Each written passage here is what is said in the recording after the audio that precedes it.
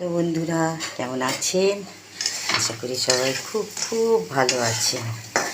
আমার রান্নাঘর থেকে একটা ছোটো মিনি ব্লগ নিয়ে চলে এলাম।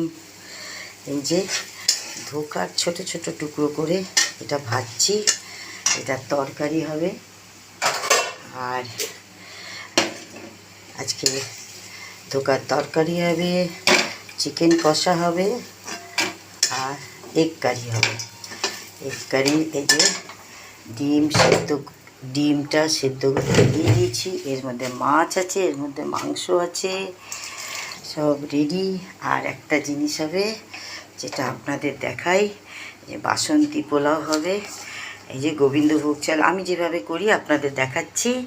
গোবিন্দভোগ চালটা একবারই ধুয়ে রাখবেন, কারণ গোবিন্দভোগ চাল বেশি ধুলে তার গন্ধটা চলে যায়, শুনেছি আমি। তাই জন্য আমি বেশি ধুই না, একবারই ধুই। এবার তার মধ্যে আপনার আন্দাজ মতো সব জিনিসই আপনার আন্দাজ মতো দেবেন। এই যে হলুদ দিলাম,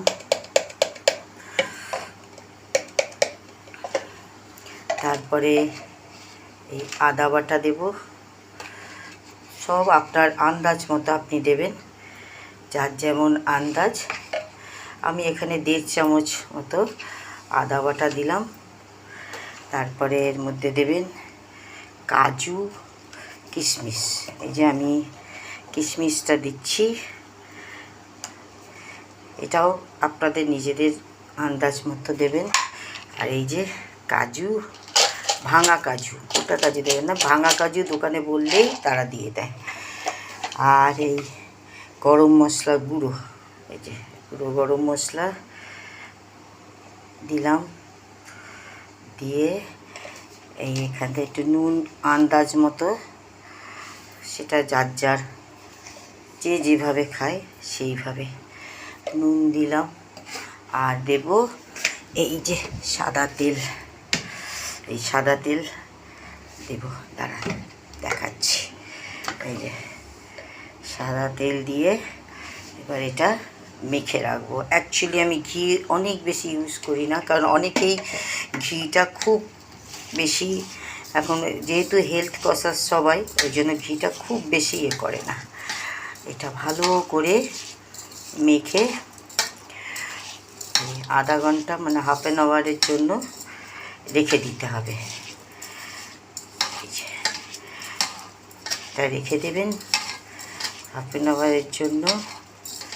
এই যে তারা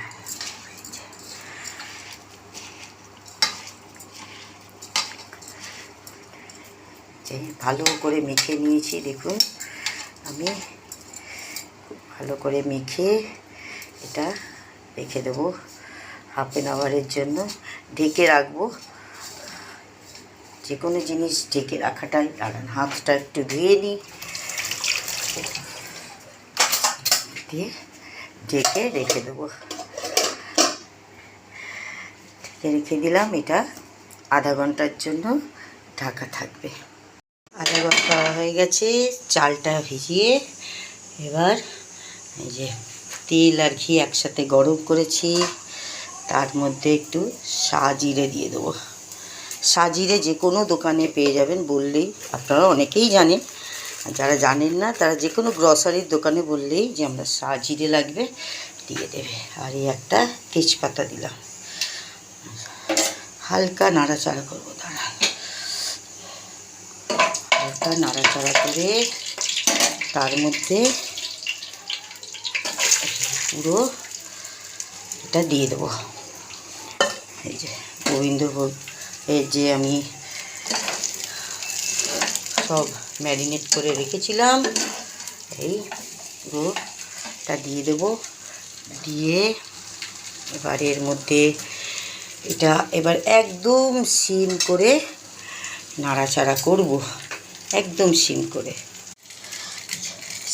করে এবার এটা নাড়াচাড়া ভালো করে ধিমে আছে 5-7 মিনিট না তো 10 মিনিট মতো নাড়াচাড়া করবেন।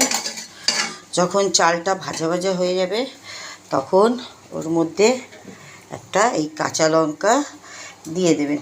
কাঁচা লঙ্কা দেওয়ার পর এবার আপনাদের দেখাচ্ছি, যেহেতু 2 কাপ চালের আমি করেছি, এই কাপের 2 কাপ চালের করেছি আমি, যার জন্য যে যত কাপ চাল তার ডবল কাপ জল।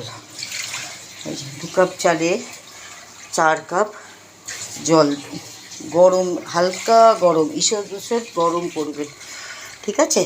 গরম করে তারপরে যেই চালটা বেশ ঝুরঝুরো করে ভাজা ভাজা হয়ে যাবে, দেখবেন যে পোলাওটা বেশ ঝুরঝুর করে ভাজা ভাজা হয়েছে, তখন এই চালের মধ্যে এই জলটা দিয়ে দেবেন।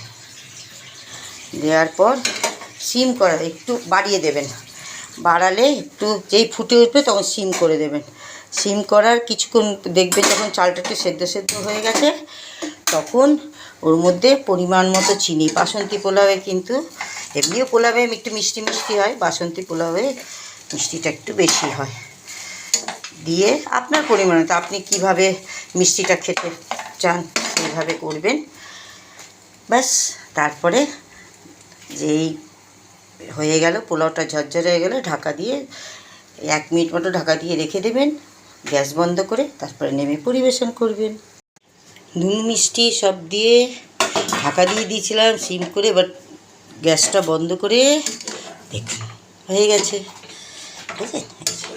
ঠান্ডা হলে আরও ঝরঝরে হবে, এই দেখুন, এই যে, ঠিক আছে? তো এইবার ব্যাস একটু ঢাকা দিয়ে কিছুক্ষণ রেখে দিন। অনেকে বাসমতি চাল দিয়ে করে, আমি গোবিন্দভোগ চাল দিয়ে করি। তাহলে আসি, বাই।